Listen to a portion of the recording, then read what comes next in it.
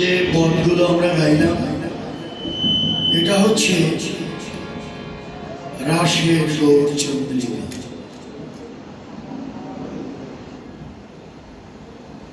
যে গৌর সুন্দর শিবাস আঙ্গিনায় নাচিতেছেন,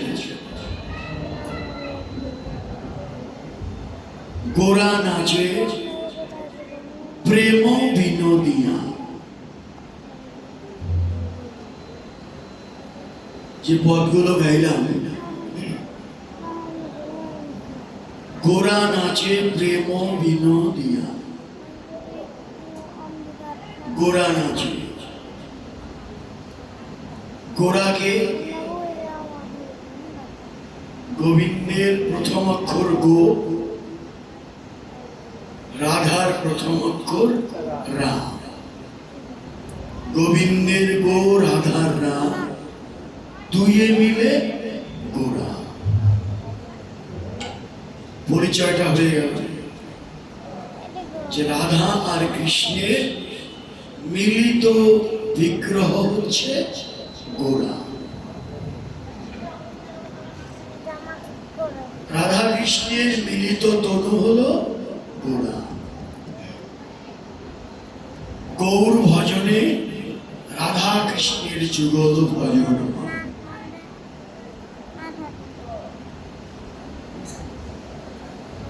তিনি আমাদের ভজনের গোরা। গোরা মানে আমি,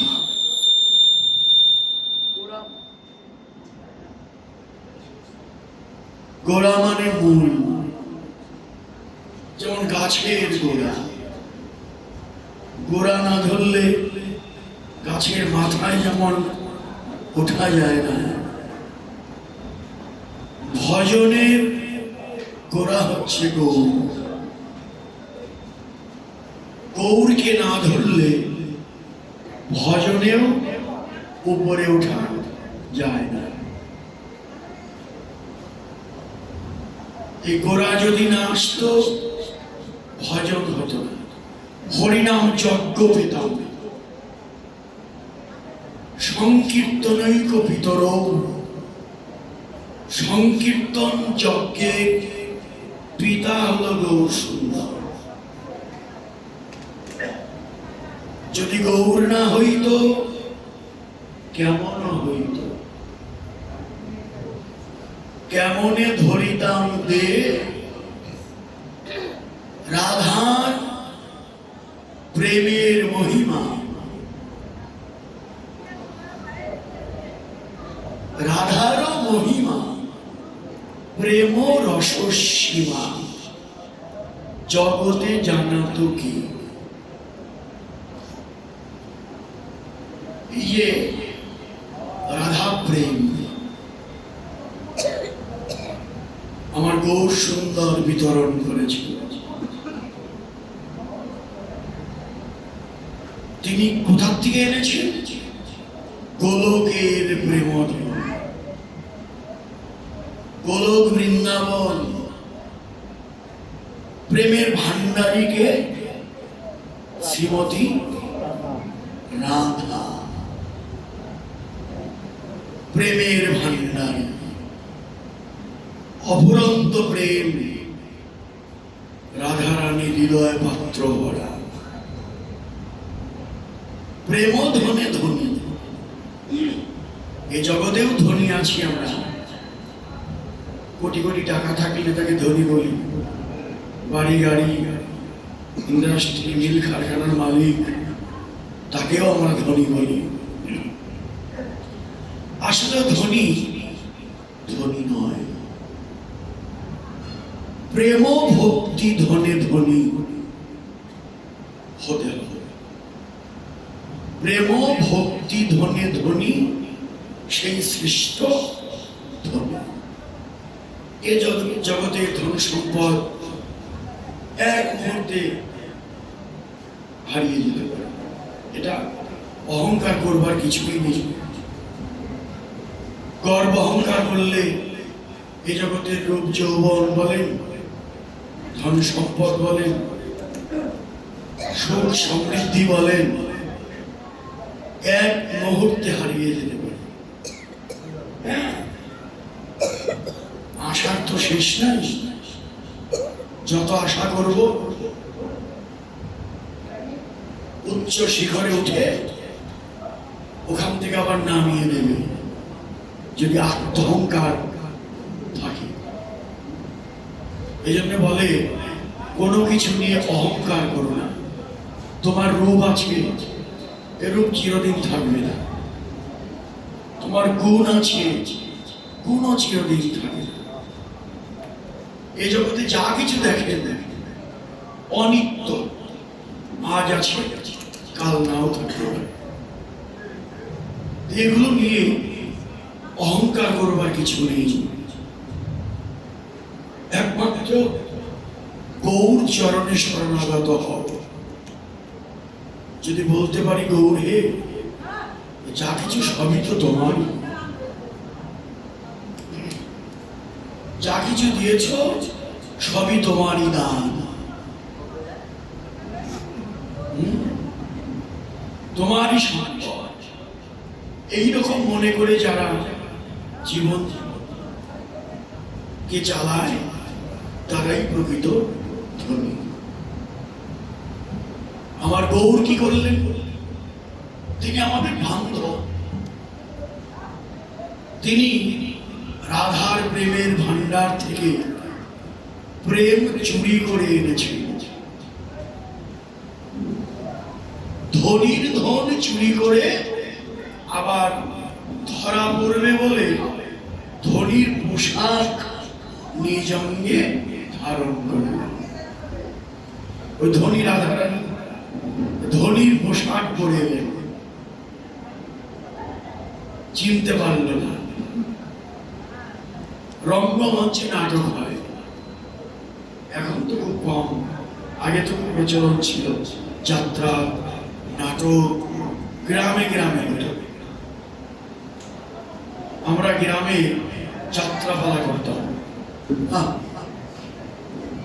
হ্যাঁ, গ্রামের সবাই মিলে কি আনন্দ। একজন নবাব সিরাজদৌল্লা করলেন, সিরাজদৌল্লার ভূমিকায় অভিনয় করছেন। স্টেজে যখন এলো কেউ তাকে চিনতেই পারছিল না। স্টেজে দাঁড়ালো একেবারে নবাব সিরাজদৌল্লা, কেউ চিনতে পারছে না। কিন্তু কেউ চিনতে না পারলেও কেউ কেউ চিনে ফেলবে। একেবারে ঘনিষ্ঠ এক বন্ধু, একেবারে ঘনিষ্ঠ সম্পর্ক যাবে, তারা কিন্তু চিনে ফেলে। ও যতই পোশাক পরুক, যতই সাজ দেখ, ঘনিষ্ঠ জন আপনার জন সে কিন্তু চিনে ফেলে। এই ও তো আমাদের সেই রে। পোশাক পরলেও তারা ধরে ফেলে। ওই রকম গৌর যতই পোশাক পরে আসুক, গৌরের নিজজন যারা তারা চিনে ফেলেছে। নিজজন বলতে রামানন্দ রায়, স্বরূপ দামোদর, এই যে গৌরের একান্ত পার্ষদ যারা, তারা কিন্তু চিনে ফেলেছে। মহাপ্রভু যখন ওই স্বরূপ ধরে এলেন, রামানন্দ রায় গোদাবরী তট, এক সন্ন্যাসী গোদাবরী তটে, তিনি রামানন্দ রায়ের সঙ্গে কথোপকথন, অর্থাৎ রামানন্দ সংবাদ। চৈতন্য চরিতামৃতে একটি বিখ্যাত অধ্যায় রামানন্দ সংবাদ। এই যে মুড়ি টুড়ি খাওয়া হয়েছে সব দেখছি, অনেক কিছু খাইছেন, আমাদের তো দিলেন না। এবার আপনারা আমাদের কাছে এসে একটু প্রেম দান করেন, ভক্তি দেন। দূরে যদি চেয়ারে বসে থাকেন, ওই শুধু চানাচুর খাবেন, মুড়ি খাবেন, পেপসি খাবেন, আমার এই অমৃত আর খাওয়া হবে না। এই জন্য একটু কাছে কাছে আসেন। খাওয়া দাওয়া হয়েছে, এখন এখানে আসেন। বাইরে থাকলে ওই মনটা চঞ্চল হয়, কথাগুলো শোনা যায় না। একটু কাছে কাছে আসলে কথাগুলো শোনা যায়, উপলব্ধি হয়, ভাব উদয় হয়, অনুভব হয়। এই কথাগুলো শুনতে হয়। যে কথা বলছিলাম, রামানন্দ রায়ের সঙ্গে আলোচনার বিষয়বস্তুটা কি? সাধ্য সাধন তত্ত্ব। সাধ্য সাধন তত্ত্ব নিয়ে আলোচনার মুখ্য ভূমিকায় রামানন্দ রায়। শ্রোতা হলো ওই যে সন্ন্যাসী, উনি তো আর কেউ নয়, পরে বললেন, এখন নামটা নাই বা বললাম। রামানন্দ রায় বলছি বক্তা, আর শ্রোতা হলো বলেই দিয়ে স্বয়ং চৈতন্য মহাপ্রভু। রামানন্দ বলতে আরম্ভ করলেন সাধনার কথা, ভক্তির কথা, জ্ঞান মিশ্রা ভক্তি। মহাপ্রভু তখন বললেন, এহ বাহ্য, আগে কহ। তারপরে বলেন জ্ঞান শূন্য ভক্তি, এহ হয়, আগে কহ। আরো গভীরে যাও, আরো ভিতরে যাও। এরপরে বললেন কান্তা প্রেম, সাধ্য শিরোমণি সার। কান্তা প্রেম, এই কথাটা যখন উচ্চারণ করলেন, মহাপ্রভু তখন সন্ন্যাসী বেশে তো গোদাবরী তটে ভাবে গদগদ হয়ে যেন ঢলে পড়ছে।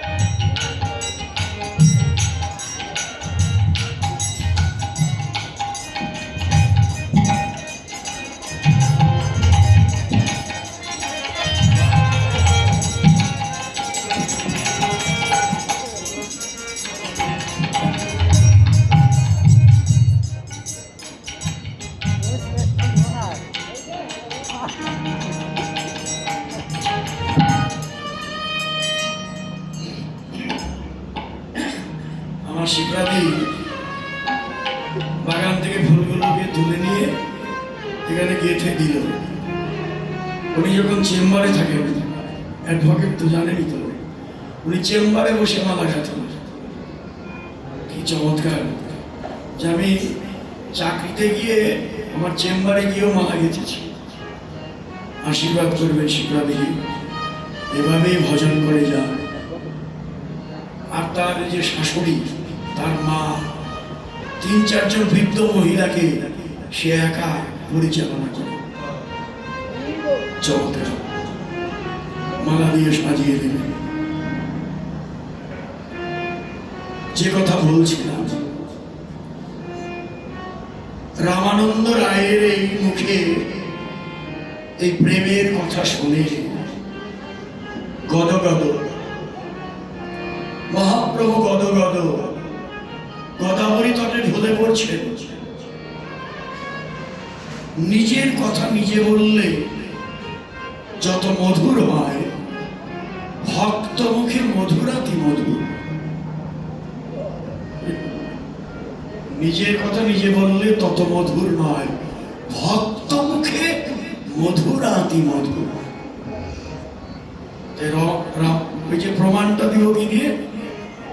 আপনি ঠাকুমা, আপনি দাদু নাতিকে বা নাতিনকে কবিতা মুখস্থ করিয়েছেন, খুব কষ্ট করে, অনেক কষ্ট করে সারা মুখস্থ করাই না।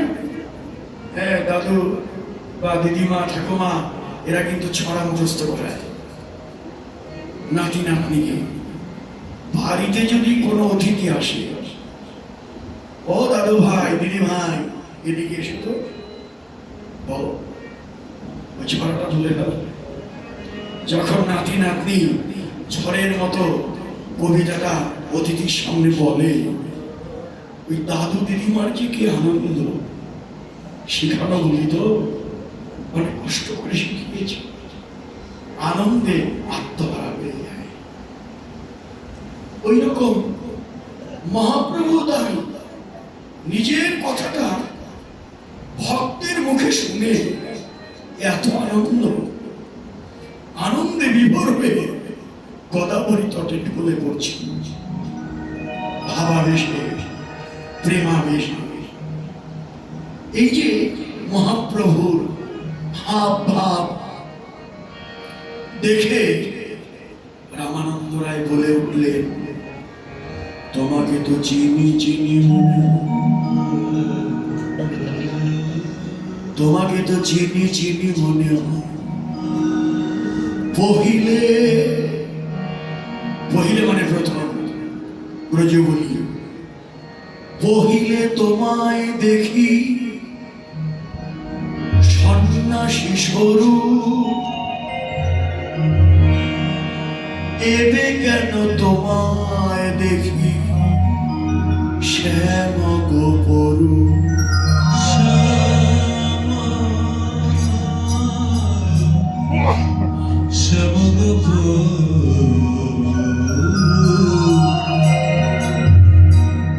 তোমার সম্মুখে কাঞ্চন পঞ্চালিকা,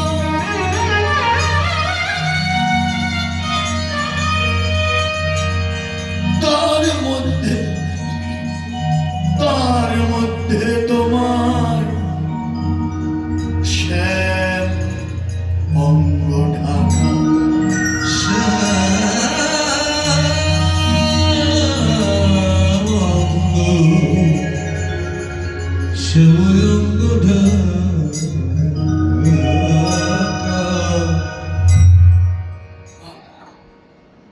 রামানন্দ রায় যখন এই কথাটা বললেন, সর্বনাশ, রামানন্দ আমাকে চিনে ফেললো, ধরে ফেললো। হে রামানন্দ, আরে তুমি যা ভাবছো আমি তা নই। লুকাতে চাইলে ভগবান তো লুকিয়েই থাকতে চায়, সহজে ধরা দিতে চায় না। রামানন্দ, তুমি যা ভাবছো আমি তা নই। রামানন্দ, তুমি তো বৈষ্ণব, সকলের মধ্যেই তুমি ব্রহ্ম দর্শন করো, এটাই তো স্বভাব। আসলে তুমি যা ভাবছো আমি তা নই। লোকাতে চাইলেন, কিন্তু রামানন্দ রায় বললেন, না না না, লুকিও না প্রভু, তুমি লুকিও না, আমি তোমাকে ঠিক চিনে ফেলেছি। ধরা পড়লেন ভক্তের ভগবান, ভক্তের কাছে ভগবান ধরা পড়ে গেলেন। এবার কি করবে ভগবান? আমাকে ধরে ফেললো আমার ভক্ত, ওকে তো আর ফিরাতে পারি না। অমনি রামানন্দ রায়ের সামনে মহাপ্রভু বললেন, রামানন্দ, তুমি যখন আমাকে চিনেই ফেললে, ধরেই ফেললে, তোমার কাছে আমি আর লুকাবো না। দেখো, নয়ন ভরে দেখো, তবে হাসি প্রভু তারে দেখালো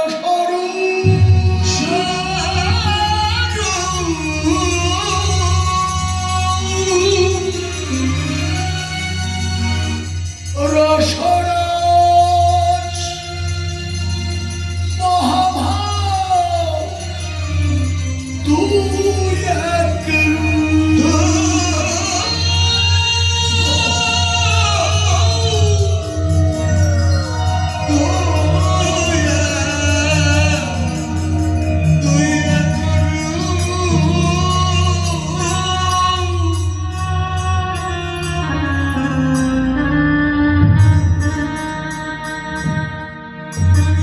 দেখো, দেখো, নয়ন ভরে দেখো,